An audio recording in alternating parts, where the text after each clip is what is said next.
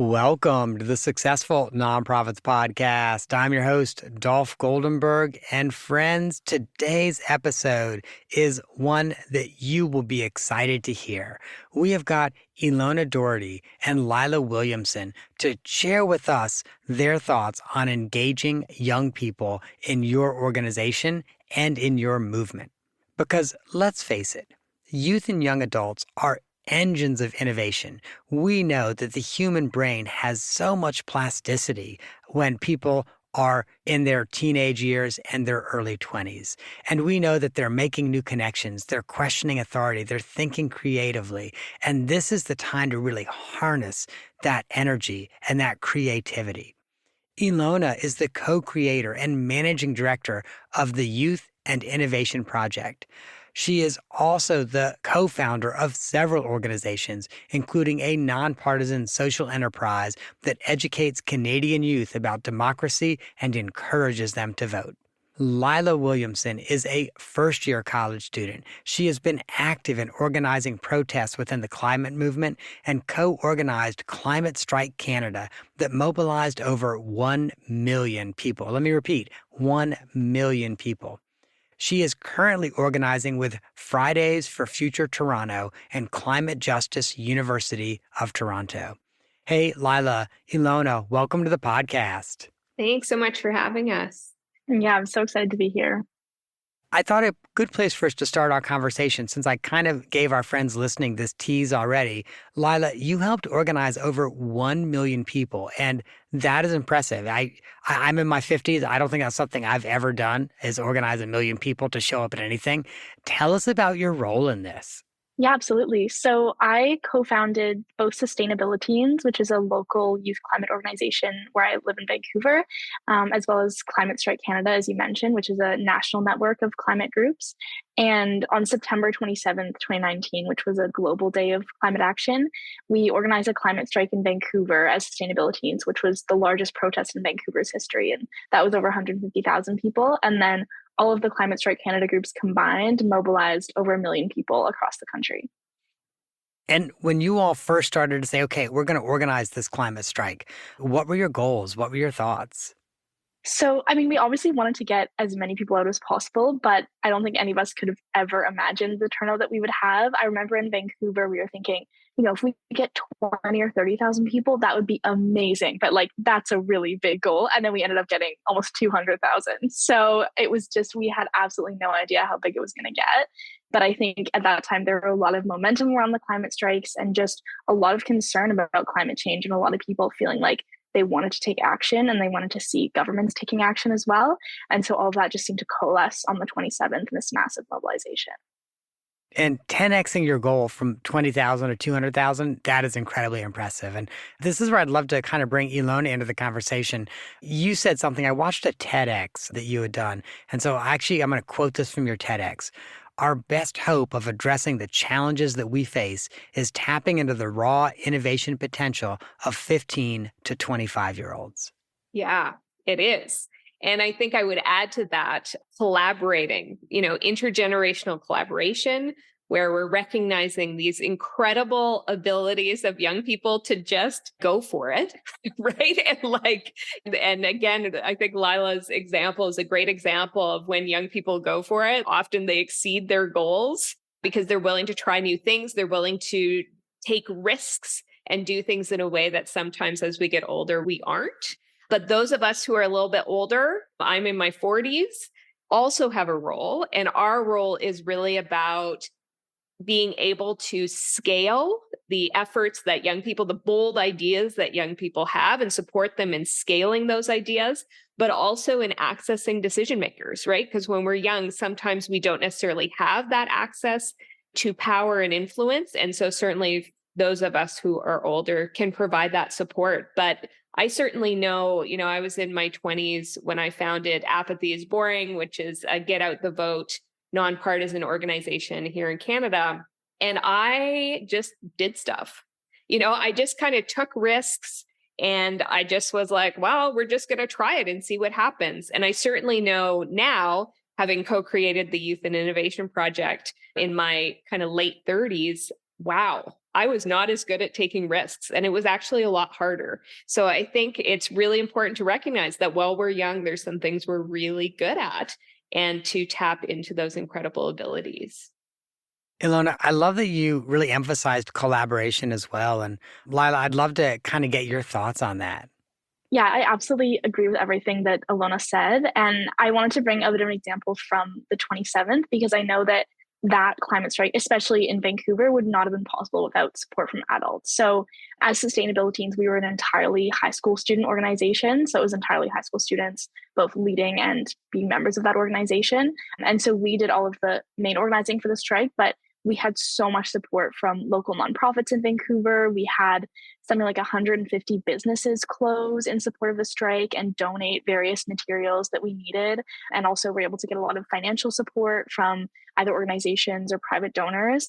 And all of those things made our climate strike possible. And so I think it is really important to take advantage of this incredible ability that young people have to envision a better future and to just have really bold ideas and take action on them and take risks, like you said, Ilona. But I think that what's also important is to adults and older people that can provide the resources to back that up. Because I think that young people do have amazing, incredible ideas and will take those risks. But what actually can help bring them to fruition is having adult support behind you. And I've definitely seen firsthand the importance of that. And so I think that's really another role that older generations can play, is like, how can we support all of this incredible youth envisioning that's going on and all this youth activism that's going on in not just the climate movement, but other movements as well? How can we provide the resources that they need to be successful, and what resources are missing now and what gaps can we fill? And so I know a lot of our friends who are listening are probably in their 40s, 50s, maybe even 60s, and asking themselves, okay, this sounds great. How do we get started at both bringing younger people into our organization, valuing not just the fact that they're there, but really valuing what they bring and building that collaboration? Yeah, I can get started with that. And it's definitely a tough one. I would say the place that my mind first goes is there are a lot of really amazing youth focused and youth led organizations out there. And to be completely honest, I think definitely for me, what got me involved in climate activism and made me feel more comfortable in the climate space was getting involved in a youth organization. So, as I mentioned, I co founded Sustainability Teens with just a group of high school students. And I definitely could have got involved in another adult led climate organization before then, but I didn't actually get involved in climate organizing until I had the opportunity to organize climate strikes with other people my age and co-found that organization. And I think that we, throughout Sustainability and time organizing in Vancouver, had so many young people join us who wouldn't have necessarily felt comfortable joining an adult-led organization. And so I think that one of the most important roles that adult-led organizations and nonprofits can play is, as I mentioned, supporting those youth-led organizations and initiatives, because I think that it can be extremely difficult to make young people feel comfortable in a space that's led and mostly comprised of adults, especially in kind of like the nonprofit and community organizing world. And so I think that, yeah, one of the most valuable things that you can do as a nonprofit or a community organization is just figure out how you can support those youth organizations that are already in existence. And I think the best way to go about doing that is just simply reaching out and being like, hey, we love the work that you guys are doing and we want to support you. That's what so many organizations and businesses did for us as sustainability teams when we were organizing climate strikes in Vancouver. And it was so appreciated and so incredibly helpful.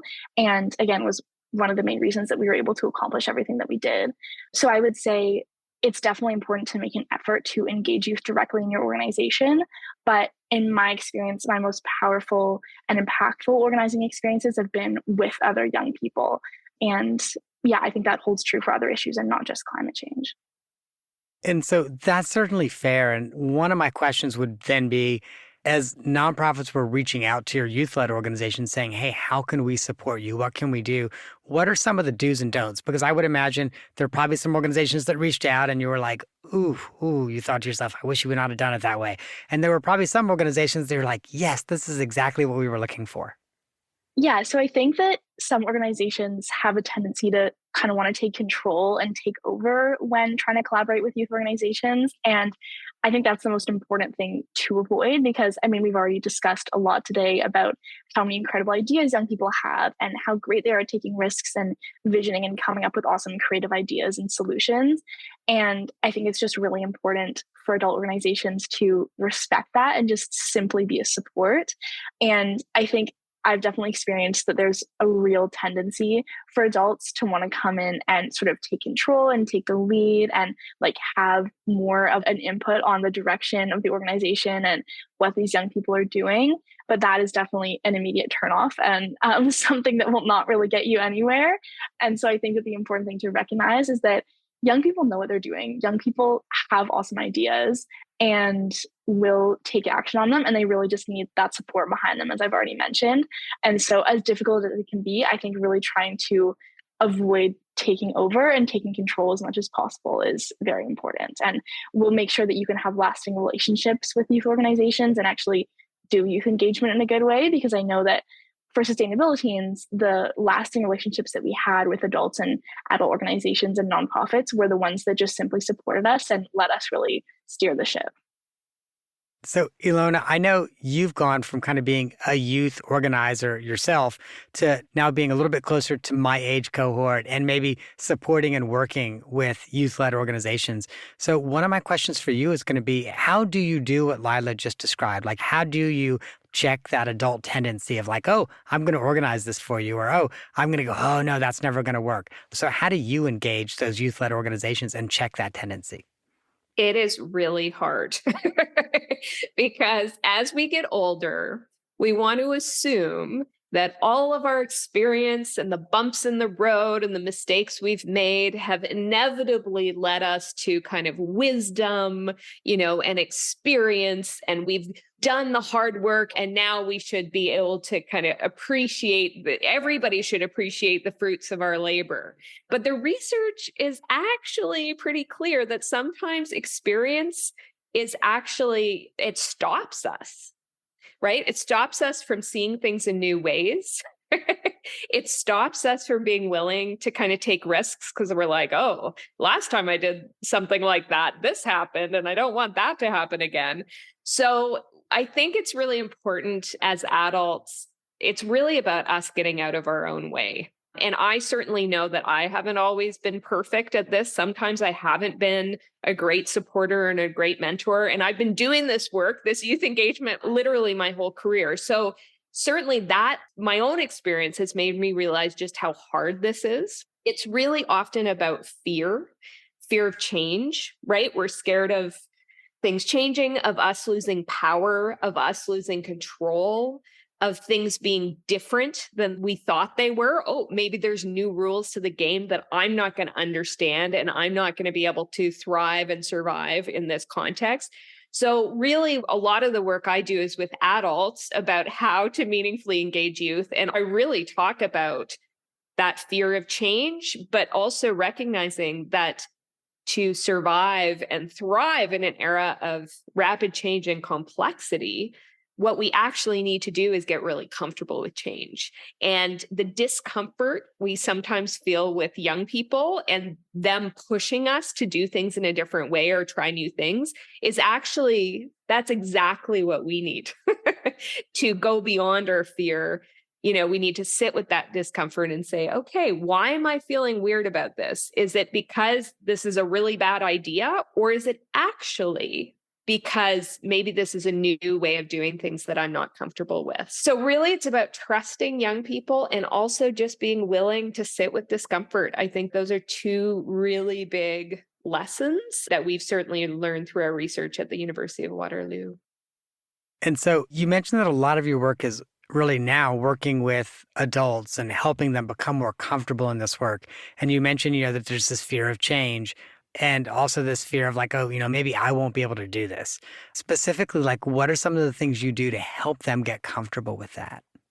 Yeah, it's a good and a challenging question. I mean, I think one of the biggest things is recognizing that we all have the capacity to keep learning, right? So we have this kind of idea that our brains fully mature by the time we're 25, and then like our brains stop. But that's not actually how it works. Our brains are continually changing throughout our lives.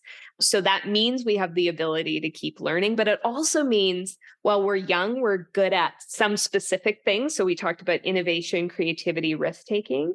But as we get older, we get better at certain other things. So emotional intelligence improves, the ability for strategy, planning, understanding contextual knowledge.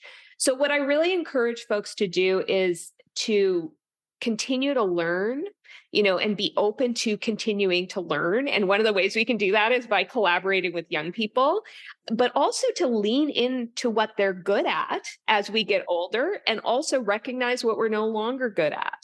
And I think just acknowledging, again, the unique abilities that we all have throughout our lifespan can be really helpful for us to say, okay, I'm good at this, I'm going to do these things, but I need a young person, maybe somebody who's an elder, someone who's older than me, to be part of the picture as well.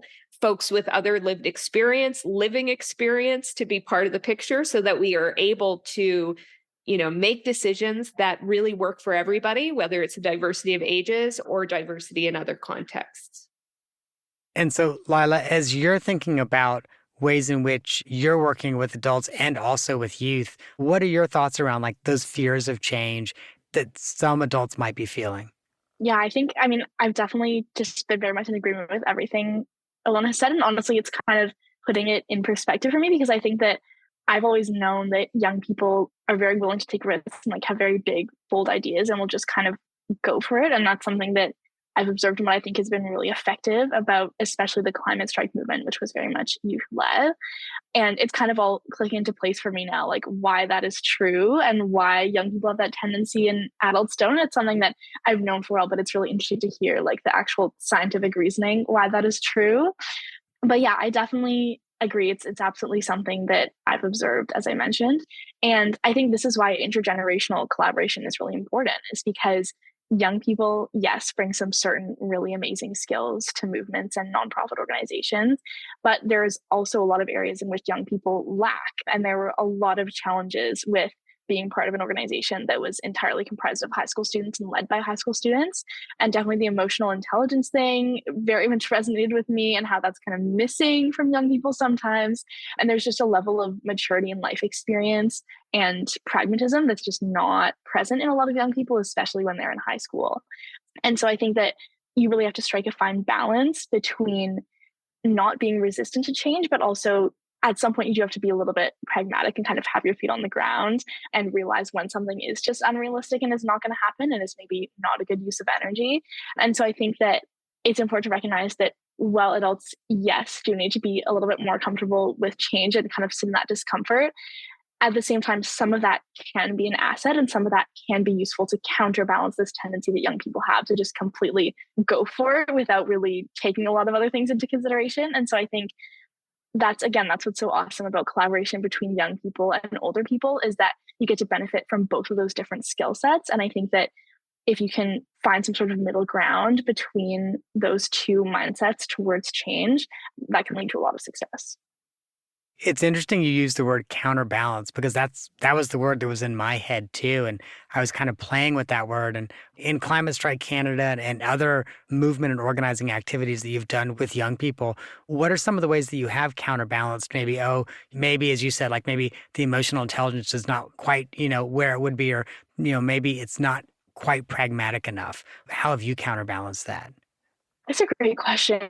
Hard question, because I think something that I definitely struggle with personally is the fact that I know and I've experienced how powerful entirely youth-led organizations and organizations that are entirely made up of youth can be and how much they can accomplish. But on the other hand, they can be so incredibly challenging. And just not having some sort of mature adult presence in a room can be really, really difficult. And often a lot of like interpersonal conflict and things that just aren't necessarily related to the actual work that's being done get in the way of being successful as an organization. And so I think that definitely one of the ways that we've tried to counterbalance that is by working with adults. So maybe just like consulting with adult organizers about our ideas and getting their advice. And I think mentorship is a really great way also to counterbalance, because you can still have your own direction as a youth organization. But if you reach out to older adults who have experience in whatever movement you're organizing in for mentorship and feedback and advice, that can be really helpful. And that can just keep you a little bit more in reality and being a little bit more realistic and just kind of aware of the fact that, some of these things have been tried before with limited success or whatever it may be in the situation. And so I think that's maybe another really important role that older people and adults can play when we talk about youth engagement is mentorship. So not just providing resources, but also providing advice and feedback on what young people are doing and not being like, oh, you should do this or you shouldn't do this, but just being like, here's my experience, do with it what you will. Here's the advice I would give you. But at the end of the day, you're on your own, you can do what you want. But I think that another one of the most valuable ways in which we engaged with adult organizers was just really drawing on the experience that they do have, because that is really valuable. And having decades of organizing experience in a movement and having seen the movement progress through a number of different forms and stages is incredibly valuable knowledge to tap into. And so I think it's, again, important not to discount that and to utilize that to help with youth engagement. So, Lilah, there was a point at which I smiled really broad. And the reason is you mentioned interpersonal issues sometimes interfere. And what I thought to myself is, I've worked with a lot of boards, primarily adults on the boards. I don't think that the interpersonal issues interfering with getting something done is only a youth thing. I think there's a lot of adults that stumble and trip on that as well. Let me just say.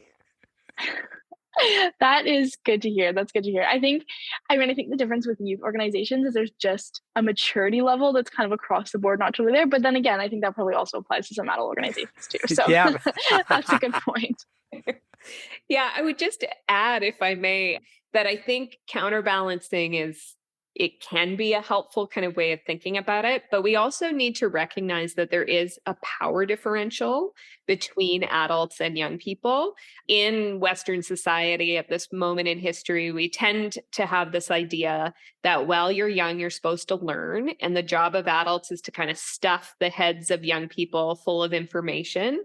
And then eventually, when you kind of hit some random point in your life where you've been deemed you've learned enough, that then you can contribute, right? That's kind of how our society is set up. And I certainly know, so I'm 42 now, but I felt like a young professional, quote unquote, into my late 30s, right? I felt like I was not really allowed to be like a full adult, even though I was like in my late 30s. So I think it's really important for us to recognize that the way Western society is kind of set up, we hold young people back from actually making a meaningful impact. Like, again, education keeps getting extended longer and longer. There's lots of ways that we hold people back, and there's lots of ways that adults exert power over young people.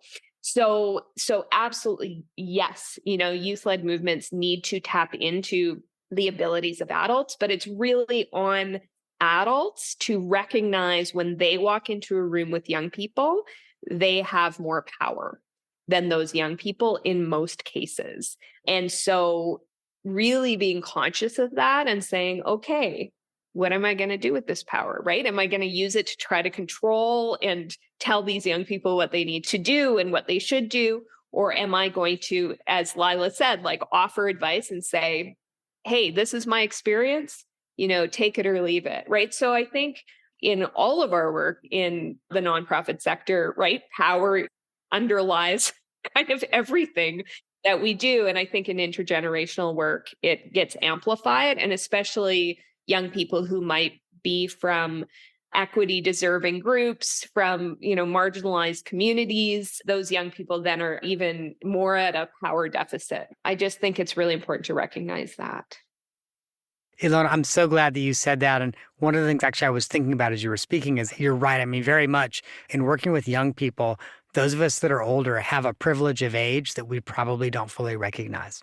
Yeah. And the funny thing is, and this is where the contradiction is, and I think we get a little hung up, is in some ways our culture really overvalues youth, right? So beauty, sports ability, right? Like physical strength, so as we get older, we kind of get jealous of young people in certain kind of physical attributes that they have.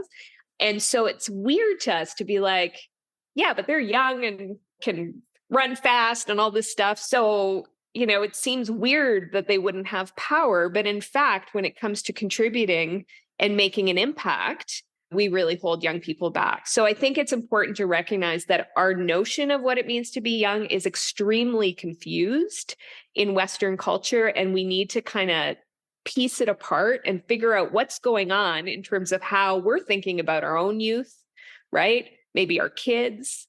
And also at the same time, how we're thinking about our elders, right? Because the way we treat young people is often mirrored with the way we will be treated at the end of our lives, which is a sense of you're not really that useful for society. You're only useful when you're kind of like 35 to 55, because you're economically productive. And before or after, you don't have that much value. So I think if we, as we get older, want to really be valued as elders, we need to value young people. That is well said. And I'm going to lay it down there so that we can go to the off the map question. And I'll share with you, whenever there are two people guesting at the same time, the off the map question is a little bit harder and it becomes a little bit more generic. But I've done a little bit of research on both of you. And of course, we do a little survey and I've seen the answers on the survey. So I'd be curious if each of you might like to share how you spend your downtime when you're not helping to organize and collaborate with young people. I can start off with that one. I think for me, so I'm from Vancouver, BC, and definitely as a climate activist, but also just as a person who's from the West Coast, I have a huge appreciation for spending time outdoors. So for me, I love my downtime doing anything outside. I love running. I'm also on the rowing team at U of T. So just being outside and moving my body in some way is for me a great use of downtime. And I'm really happy to be back in Vancouver for the summer and to be able to go hiking and swimming in the ocean and all those things that I love. I will say I'm really jealous of where you're located geographically because, it is kind of the perfect place to be outdoors. Yeah, it's pretty awesome. Ilona, how about you? Yeah, I was just going to say, I grew up in the Yukon, which is basically beside Alaska. And so I'm also jealous as I'm in the Eastern Canada now of where Lilah is. So I've had a very kind of wacky career path. And my undergraduate degree was actually in contemporary dance. So yeah, kind of wacky. And so when I'm in my downtime, it's a lot of focused on art because I still really love the performing arts. I'm on the board of an amazing experimental opera company here in Toronto called Against the Grain Theatre. So I just go to like lots of art shows, dance, theater, opera, all that kind of stuff. And I just feel like it feeds my soul. But I also just bought a paddleboard and I'm about a 10-minute drive to Lake Ontario. So I'm right by a Great Lake. And so I'm really excited this summer to spend a lot of time on the paddleboard. Oh my gosh, that sounds like an awesome way to spend the summer. Yes, I think it will be. Yeah, we have Toronto. It's pretty incredible. Like, even though this is a big city, we've got lots of good kind of access to nature, which I really appreciate. Well, Lilah, Ilona, thank you so much for joining us on the podcast today. And I always want to leave our listeners with ways to connect with you. And so, my friends, if you would like to find out more about Ilona's Youth and Innovation Project, you can go to waterloo.ca/youth-and-innovation. And we, of course, will link to that in our show notes. And while you are there, you can check out their latest publications. And if you would like more information about the project that Lilah is currently working on, Fridays for Future Toronto, then you can go to fridaysforfutureto.org. And again, Lilah, Ilona, thank you so much for joining us today. Thanks so much for having us. This was such a great conversation. Yeah, thank you. This was awesome.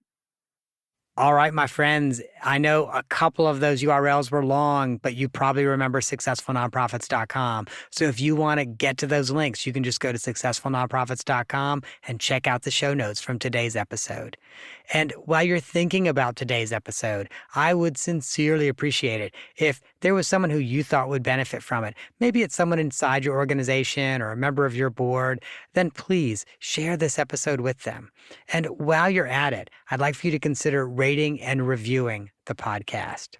Also, as you know, I like to suggest other episodes that you might find useful if this was one that really met a need for you today.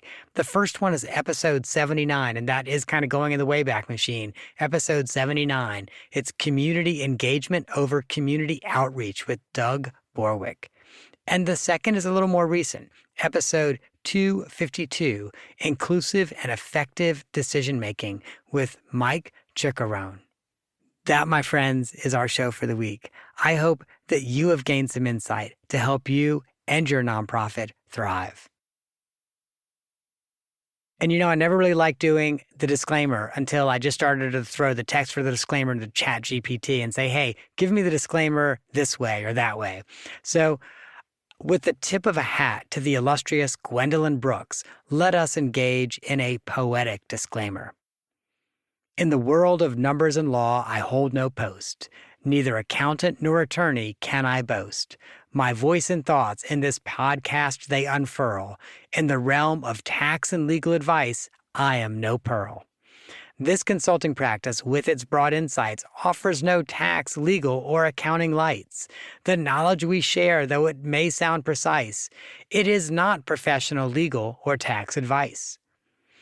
Our podcast is a symphony of informational tones, a garden where curiosity grows and roams. But remember, dear listener, in all your affairs, to rely not on us for your accounting or legal cares. And thus we end with a sincere, hearty cheer. May your pursuits of success bring you here, to the realm of accountants and lawyers in your area do scout. This, dear listeners, is what our disclaimer is all about.